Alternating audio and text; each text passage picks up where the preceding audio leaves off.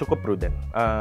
Ini sebetulnya diskusi yang selalu muncul memang di tahun politik gitu, bahkan di 2019-14. Apakah kita dengan tax ratio sekian, dengan debt to GDP ratio sekian, apakah kita mampu membayar hutang kita atau enggak? Jawabannya mampu. Berdasarkan any standar atau any benchmark, kita ini berada dalam kondisi hutang yang sangat prudent. Kita di bawah limit 60% Maastricht Treaty, dan bahkan banyak negara lain pun yang sudah jauh di atas itu gitu.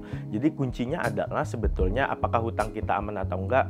Most likely saya akan bilang aman gitu, dengan rasio utang yang relatif manageable, debt to service ratio-nya juga yang terus dijaga. Tinggal pertanyaan berikutnya adalah balik ke sebetulnya di poin diskusi kita sebelumnya, dengan ruang fiskal dan tambahan uang yang kita dapatkan dari utang ini kemudian mau digunakan untuk apa gitu. Karena at the end of the day utang ini harus kemudian meningkatkan produktivitas gitu. Itu satu.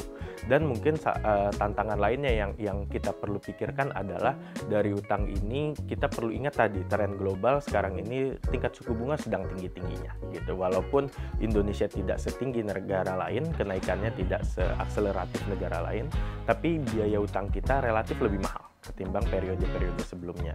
Jadi urgensi untuk menggunakan utang ini secara lebih prudent ini rasanya lebih besar dari kondisi-kondisi sebelumnya.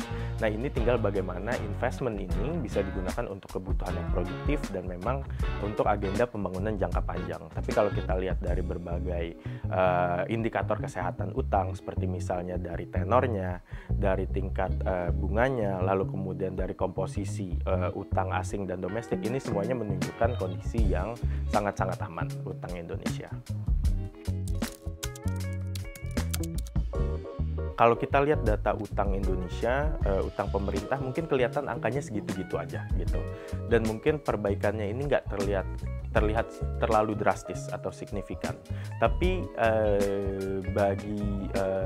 bagi yang memperhatikan datanya dan melihat case di negara lain, kita tahu itu sangat susah untuk menjaga fiscal prudent yang bisa segitunya gitu. Dan kalau rezim berikutnya atau pemerintahan berikutnya tidak aware dengan menjaga fiscal credibility dan prudence ini yang sulit, dan kemudian ini katakanlah bisa memburuk performanya, tentu akan sulit mengembalikannya. Jadi kita ingat misalnya dalam paling tidak 5-10 tahun terakhir kita mengalami upgrade sovereign credit rating 2 kali gitu, dengan kita menjaga disiplin fiskal yang super baik gitu. Nah, ini mungkin nggak kelihatan dari luar gitu, dan mungkin dengan rezim baru nggak melihat ini sebagai sesuatu yang extraordinary, bahkan dilihatnya ini kondisi business as usual gitu. Tapi ini memang effortnya sangat tinggi gitu. Jadi ini adalah hal yang saya sangat harapkan pemerintah berikutnya cukup aware, perlu terus dijaga.